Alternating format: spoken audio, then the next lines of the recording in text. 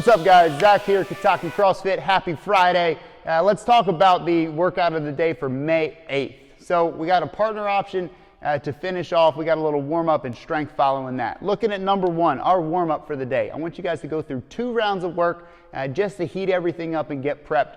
We'll begin with 20 band pull-aparts. Take that into 2 wall walks, showing a hold or control at the top of each one.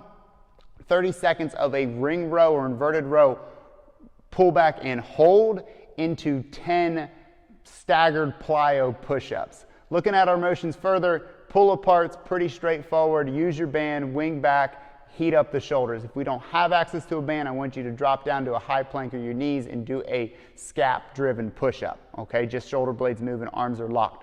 Wall walk, go to the best of your ability or as high in as you guys can. Show some control, active arms, control the body back out, still trying to maintain that stiff and rigid midsection. For the ring row hold, literally grab a pair of rings or an inverted bar, pull yourself up, pause for roughly 30 seconds. Pay attention to the shoulder blades being back and down throughout. For the plyo push-ups, we have options here, but I want you guys to stagger your hands out. So we'll no longer be just in a shoulder width base. One hand will be set slightly in front, one hand will be slightly behind. Lower your body down, pop off the ground, and switch positions of your hand, okay? If the jump or the plyo piece off of the ground doesn't happen or is not in our favor, simply do a staggered grip push-up, show control at the top, and walk the hands to the different offset positions and repeat, okay?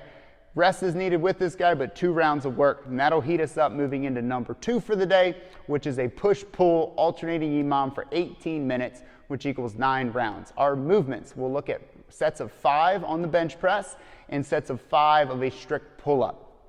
Now, we'll do 1 movement a minute, rest the remainder, of course, and then alternating between the movements, I am also going to employ some grip variation. So on round 1, we're going to stick with a neutral style shoulder width grip for both the bench press and the pull-up. On round 2, through everything, I want you guys to go into a wider hand base for the bench press and pull-ups. And on round 3, I want you to bring the hands inside of the shoulders to a closer grip for the bench press and the pull-ups, okay? And then, of course, on round 4, we would go back to neutral, wide, and then close grip again. So we're just simply alternating.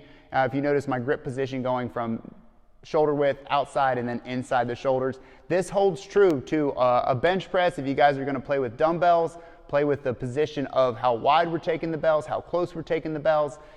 Same thing if we're inside on a floor press with a bar, this works. And for the pull-ups as well. Standard pull-ups are great if that's where you have your strength at. If you have the ability, play with widening and or narrowing your grip.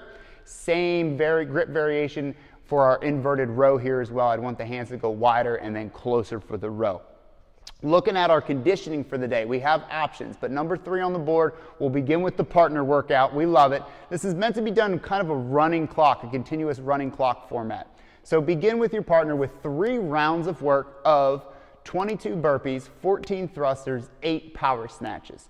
1 person works at a time, split the work throughout. I'm budgeting about 10 minutes to get this guy done, okay? So feel free to run a clock and even rest the remainder, but adjust movements and loading accordingly so you guys can get done in about 10 minutes or so.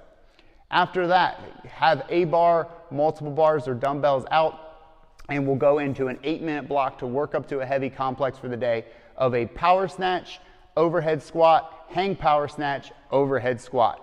Looks good, feels good on set 1. Go ahead and increase load, rest is needed, and then hit it again, okay?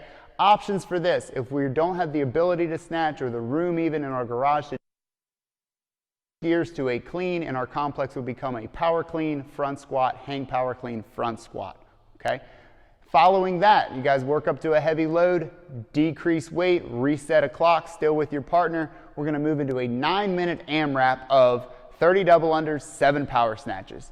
The format for this is I go, you go. So I'll complete a full round of 37. Heart rate's gonna be spiked. I'm gonna take a rest. My partner takes over. They do 30 and 7. And we go back and forth for 9 minutes time, okay? Power snatch work. This can also be done as a power clean.